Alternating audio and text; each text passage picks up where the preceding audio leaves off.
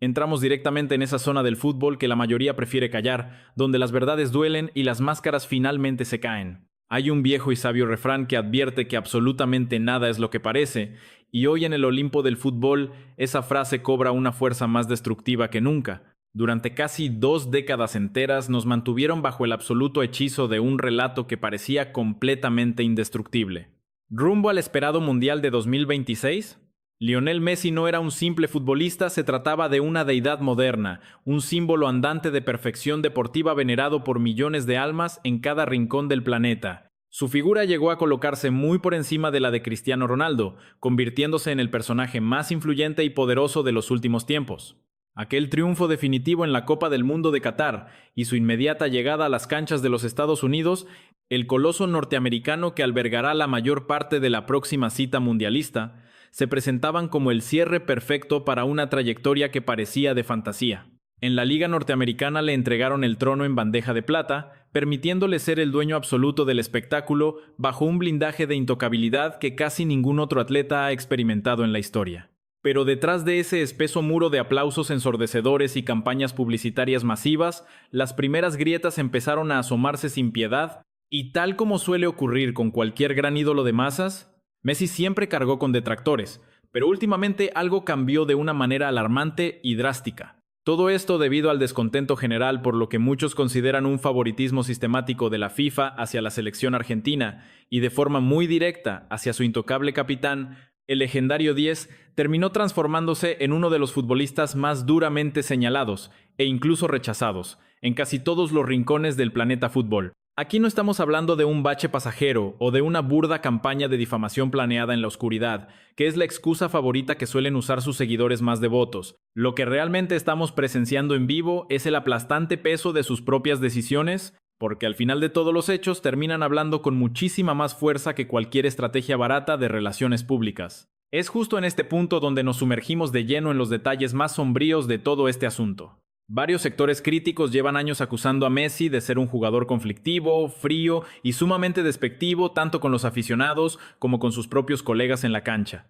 Aquella vieja y desgastada fábula sobre su extrema humildad, del chico silencioso que solo deseaba divertirse con una pelota, pareció derrumbarse por completo cuando quedó al descubierto el tremendo e invisible poder que maneja los hilos de la industria del fútbol. Era una verdad a medias que casi nadie se atrevía a pronunciar en voz alta. Pero hoy las pruebas son verdaderamente demoledoras. El denso entramado político y corporativo que hoy rodea a su figura expone la inminente caída de un ídolo del fútbol que en la actualidad solo parece encontrar un refugio seguro en el territorio argentino y en pequeños rincones muy puntuales donde aún deciden hacer la vista gorda ante su comportamiento dentro y fuera de la cancha. Ese mito del buen muchacho inofensivo, alimentado día y noche por los medios de comunicación que se hicieron ricos a costa de su éxito, terminó por desplorarse ruidosamente. Hoy en día, ante la mirada decepcionada de millones, el astro ha dejado de jugar el papel de héroe indiscutible para convertirse definitivamente en el gran villano de esta historia. Pero, ¿cómo demonios es posible que en apenas una semana se haya producido un giro tan drástico de 180 grados? Estamos frente a un cambio social verdaderamente asombroso y al mismo tiempo profundamente preocupante. Ya ni siquiera en suelo español, el lugar que le brindó un hogar y donde conquistó absolutamente todos los trofeos posibles, se conserva aquel respeto inquebrantable de antes. Las mismas personas que en su momento lo defendían con locura hoy, empiezan a dar muestras claras de un profundo cansancio y cero tolerancia. Hay que tener cuidado porque este fuerte resentimiento no es algo pasajero, tiene raíces muy hondas que se mezclan con tensiones sociales sumamente complejas dentro de la sociedad argentina. Varios analistas sostienen que ciertos sectores influyentes de la élite de Buenos Aires han alimentado una actitud de superioridad casi arrogante, lo que termina por distanciar y enemistar al pueblo argentino con el resto del continente. Hablamos de una peligrosa cortina de humo política que tristemente permite el saqueo de toda una nación mientras los ciudadanos siguen completamente hipnotizados por los triunfos en el campo de juego. Nuestra meta hoy es desmenuzar minuciosamente cada uno de esos detalles tan molestos, revelando de una vez la gran mentira armada alrededor de Messi y explicando de qué manera esa inmensa admiración mundial se transformó en un rechazo casi absoluto. Analicemos ese clásico pretexto de los perdedores. Ante cualquier señalamiento lógico y bien fundamentado, la respuesta de siempre es calificarlo de inmediato como un complot destructivo. Justifican a toda costa las rabietas del jugador cuando las cosas salen mal o su bajo nivel de juego, repitiendo el viejo drama de que todo el planeta conspira contra él. Durante muchísimos años, la prensa nos vendió ciegamente el cuento de que Messi era un ser de otra galaxia, un tipo que aguantaba las patadas en silencio y se levantaba a jugar sin que nada en este mundo lograra perturbar su extrema calma. Aquella supuesta e increíble fortaleza mental fue alabada por miles de especialistas y fanáticos. Lo que la gente aplaudía era al profesional humilde y hogareño que jamás pisaba una discoteca, el esposo y padre de familia ejemplar, la antítesis perfecta de un Cristiano Ronaldo, a quien la opinión pública siempre tachó de ser un villano ególatra y prepotente. Sin embargo, el destino ha tirado la moneda al aire y las cosas cambiaron radicalmente, obligando a los que cerraron los ojos a enfrentarse cara a cara con la cruda verdad. De hecho, varios analistas de opinión pública aseguran que la caída de su imagen comenzó a acelerarse a raíz de varios gestos sumamente polémicos y bien documentados. Solo miren esto. Acuérdense de esa durísima falta sobre el jugador argelino en un partido de vida o muerte. El árbitro se lavó las manos diciendo que no había mala intención. Pero las reglas son sagradas y clarísimas: un hachazo por la espalda. Sin el balón de por medio, es expulsión directa aquí y en cualquier potrero del mundo. Los expertos en opinión pública lo tienen claro: hay 3 etapas para que la adoración social se transforme en puro odio. El primer paso es un quiebre de opinión real. Nace de un hecho concreto, un gesto feo donde la gente de a pie empieza a dudar del ídolo. Luego viene la segunda fase, la viralización masiva de videos recortados, jugadas sin contexto que dejan al descubierto un favoritismo asqueroso. Aparecen títulos rabiosos como "esto le perdonaron a Messi", mientras que a otros los suspenden 3 fechas enteras. Ese run run se vuelve el pan de cada día, envenenando la mente hasta de los que ni miran fútbol. La última etapa es la sentencia final, la consolidación. Ya no hacen falta nuevas pruebas porque la etiqueta de tramposo se le quedó pegada en la frente. Y lo verdaderamente escandaloso aquí es que nos sobran las pruebas. Si a Messi lo hubieran castigado con la misma vara que a todos, su mítico récord de goles o sus finales doradas sencillamente se habrían esfumado. Le alfombraron el paso con arbitrajes más que dudosos ante selecciones humildes como Austria, Cabo Verde o Egipto. Todo se sintió demasiado turbio. Hay que ser muy ingenuo para creer que el rechazo a su figura es solo un invento de la prensa. Las tomas de la última Copa del Mundo son pruebas contundentes.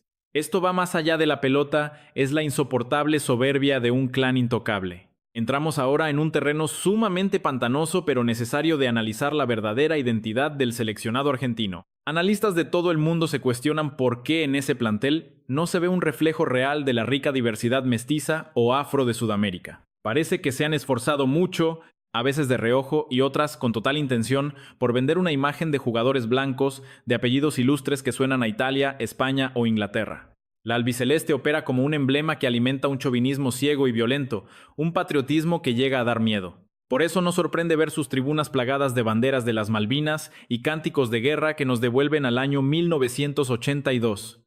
Los de arriba usan esa pasión desatada para anestesiar al pueblo, metiéndolos en un trance colectivo mientras el país se cae a pedazos a sus espaldas. Si sigues este espacio es porque buscas la verdad descarnada, esa que incomoda al negocio de la pelota. Te invito a suscribirte ahora mismo, porque seguiremos desvelando estos temas internacionales de los que nadie más se atreve a hablar. Si nos escuchas desde México, Colombia o cualquier rincón de Latinoamérica, déjanos tu sincera opinión ahí abajo. ¿Es el odio al albiceleste una campaña externa o la consecuencia directa de su insoportable soberbia y clasismo? Muchos coinciden en que si hubieran digerido sus derrotas con decencia y humildad, el planeta los vería con otros ojos. Y en cuanto a Messi, esa fachada perfecta del pibe bueno que no rompía un plato se hizo añicos. El sucio tráfico de influencias amparado por el poder manchó una disciplina que se jactaba de ser limpia. Se rumorea que figuras de alto nivel político presionaron para que los severos castigos de la federación jamás afectaran al capitán argentino, mientras que a otros futbolistas los destrozaban por cometer infracciones idénticas. El rosarino se creyó un dios porque el sistema corrupto lo mimó así. Había que cuidar a la gallina de los huevos de oro para no arruinar el negocio de las finales. Esa versión de Argentina no fue ni la sombra de sus años dorados en cuanto a fútbol de salón. Para que se diera la final soñada por los patrocinadores, muchos aseguran que la justicia deportiva fue burdamente manipulada. Absolutamente todo, desde los bolilleros del sorteo hasta los cruces directos de eliminación, su ruta pareció un traje hecho a medida para no toparse con potencias temibles como Francia, Marruecos o Alemania antes de tiempo. Pero dejando a un lado la ayuda de arriba, analicemos la conducta del futbolista. ¿Es realmente un ejemplo de caballerosidad en la cancha? La respuesta directa es no. Traigan a la memoria aquel feo episodio con Miquel Merino, cuando le soltó un balonazo violento a quemarropa directo a la cabeza en pleno tiempo extra. Y mientras el volante rival estaba tirado en el suelo, completamente mareado, Messi no mostró ni rastro de arrepentimiento, al contrario, se marchó con una mueca burlona que indignó al público español. Hablamos de España, el país que lo arropó cuando apenas era un niño enfermo, el país que costeó sus costosas hormonas de crecimiento y lo catapultó al estrellato mundial. Devolvió todo ese cariño escupiendo en la cara de uno de sus atletas queridos, algo que dolió en México y en nuestra Colombia. A eso se le llama ser un malagradecido. Ni la enorme gratitud hacia el Club Barcelona bastó para contener su tremenda arrogancia. Hoy por hoy, hasta los hinchas más apasionados del entorno blaugrana han empezado a desmontar su estatua del pedestal. Podrá seguir siendo el más grande para sus fieles seguidores, pero para el resto del mundo ha quedado expuesto como un personaje soberbio que pisotea a sus propios compañeros de profesión. Otro claro ejemplo fue el desprecio absoluto hacia el guardameta de Cabo Verde, Bociña. Le negó el saludo protocolario en una demostración de soberbia que resultó totalmente inexplicable. Las intensas campañas de críticas se centran justamente en estos lamentables hechos reales. Hablamos de querer sorprender en tiros libres cuando ya se ha solicitado barrera, de esas marrullerías constantes en la cancha y de una insoportable presión sobre los árbitros que jamás termina en amonestación para él. Justo al terminar aquel polémico encuentro, su abrazo al arquero Bociña se sintió demasiado forzado una simple actuación de relaciones públicas tras haber quedado completamente expuesto ante el mundo entero. Aquel arquero de Cabo Verde, con su enorme humildad y talento a los 40 años, conmovió al planeta entero. Mucho más que las palabras soberbias de un Messi que tras ganarle a Inglaterra, salió a declarar con prepotencia que eran los mejores del mundo y que le doliera a quien le tuviera que doler. Tales declaraciones encendieron con mucha más fuerza el enorme sentimiento de rechazo global. ¿En dónde quedó metida esa falsa humildad que tanto pregonaba ante la prensa? Es evidente que su camino al éxito fue bastante cómodo, aunque selecciones modestas lo hicieron temblar en la cancha, y solo avanzó gracias a extrañas ayudas externas. El 10 se convirtió en ese niño consentido de papá que se echa a perder porque nadie se atreve a ponerle límites. Si le repites constantemente a un hombre que es un dios, termina por creérselo de verdad. Pero en cuanto choca con la dura realidad de su propio declive deportivo, pierde los papeles por completo. Llevamos bastantes meses analizando a fondo las graves repercusiones de aquel polémico mundial. La nación argentina entera sigue totalmente atrapada en una narrativa de victoria constante que el resto del planeta detesta profundamente. El propio técnico, Lionel Scaloni, lo admitió sin rodeos: el juego sirve únicamente para que la gente olvide las tragedias de la vida diaria por un par de días. Esa afirmación es una cruda confesión de cómo se usa el fútbol como un auténtico anestésico para las masas populares. El lavado de cerebro colectivo en gran parte de Buenos Aires es alarmantemente profundo.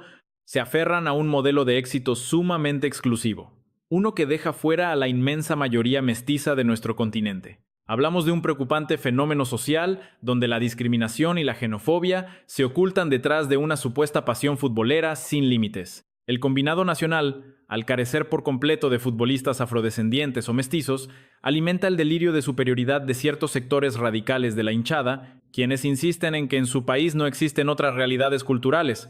Es una negación rotunda de las raíces indígenas y mulatas de su propio territorio. Y es justamente ese el verdadero y sombrío trasfondo de toda esta historia. Sienten adoración por el capitán porque ven en él el reflejo exacto de sus aspiraciones para ser exitosos, de piel clara y superiores al resto. Hasta aquellos aficionados mestizos que le rinden culto lo hacen empujados por una desesperada necesidad de recibir la aprobación social de esa élite que ostenta el poder. Un auténtico efecto dominó marcado por una profunda alienación cultural. No querer admitir la dolorosa derrota frente a España, aun cuando fueron superados tácticamente en cada rincón del terreno de juego, retrata a la perfección la gravedad de esta patología social. El mismísimo 10, ese ser intocable y divinizado por su pueblo, hoy arrastra un enorme desprestigio internacional por haberse convertido en el máximo estandarte de esta dañina ideología colectiva. Esto no es envidia por sus lujos, sino un rechazo directo a su soberbia y falta de valores deportivos. Por eso me dirijo a ti, que sigues cada una de nuestras palabras. ¿Cuál es tu verdadera opinión sobre este tema hoy en día? ¿Será acaso que la gran leyenda del astro no fue más que un elaborado invento de la prensa europea que hoy en día se les ha ido por completo de las manos? La figura del jugador despierta un enorme rechazo en un gran sector de la afición global. Y esto no ocurre por su incuestionable calidad técnica, un talento que nadie en su sano juicio se atrevería a poner en duda, sino por los constantes favores de los árbitros y la FIFA que lo acostumbraron a sentirse intocable. Es el nuevo ídolo que sigue lavando cerebros de forma masiva en su propia tierra, pero que fuera de sus fronteras ya no logra engañar a absolutamente nadie. Si este profundo análisis te ha parecido interesante, te invito formalmente a sumarte a nuestra comunidad. Tu valioso me gusta nos impulsa a seguir desarrollando estas investigaciones de carácter internacional. Para mí es siempre un verdadero honor compartir este espacio contigo y analizar a fondo los misterios del deporte rey desde una mirada rigurosa y crítica. Estaremos de regreso muy pronto con una nueva investigación. Hasta la próxima.